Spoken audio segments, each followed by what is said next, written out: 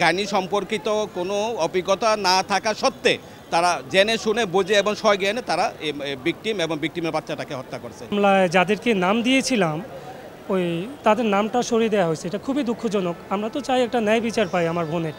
তদন্তকারী কর্মকর্তা, যেহেতু একটা চাঞ্চল্যকর মামলা, তদন্তকারী কর্মকর্তা এই যে মামলার বাদী ভিকটিমের স্বামীর সাথে ভালোভাবে যোগাযোগ না করিয়া সংশ্লিষ্ট যারা মামলার সাথে সম্পৃক্ত সাক্ষী যারা আছে তাদের সাক্ষী জবানবন্দি গ্রহণ না করিয়া মন গড়াভাবে মামলার গাফিলতির মাধ্যমে তদন্ত সংশ্লিষ্ট যারা ভিকটিমকে হত্যা করার কাজে সরাসরি জড়িত ডাক্তার মিলি রহমান সহ অন্যান্য যারা জড়িত ছিল তাদেরকে মামলা থেকে নর্থ সেন্টারভিন সিএস করে তদন্ত প্রতিবেদন বিজ্ঞ আদালতে দাখিল করেছেন, যেটা আদৌ সত্য নয়। কারণ তারা যেই অপারেশনের অভিজ্ঞতা সম্পন্ন না হয়েও তারা যেই অপারেশনে গিয়েছেন সেটা ছিল তাদের দায়িত্বের অবহেলার মধ্যে পড়ে। সেই দায়িত্ব অবহেলার মধ্যে গিয়ে আমার ভিকটিমকে এবং ভিকটিমের বাচ্চাকে হত্যা করে।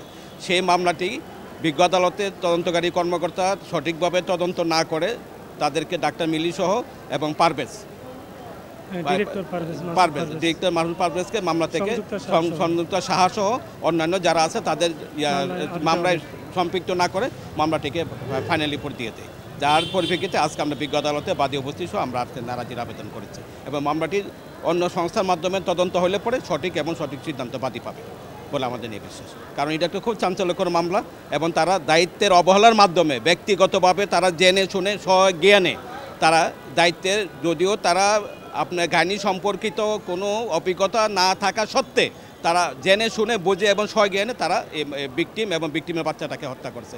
এটার জন্য তারা সরাসরি দায়ী এবং মামলাটি অন্য সংস্থার মাধ্যমে তদন্ত হলে বাদী নিয়ে বিচার পাবে।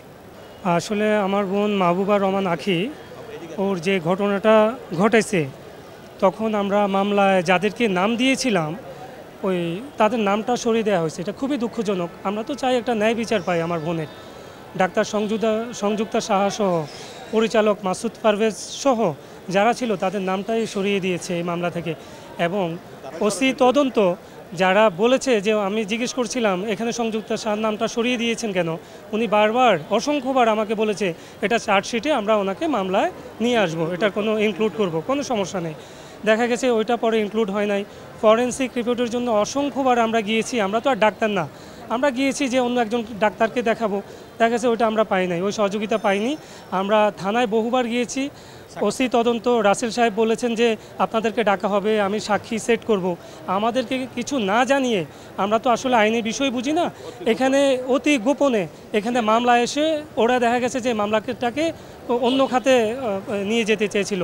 ইভেন আমরা কোনো নোটিশও পাই নাই, ফোনও পাই নাই। এখানের একজন ব্যক্তিগতভাবে কেউ আমাদেরকে জানায় যে আপনাদের মামলাটা এরকম হচ্ছে, আমি আমার নৈতিক দায়িত্ব থেকে জানিয়েছি।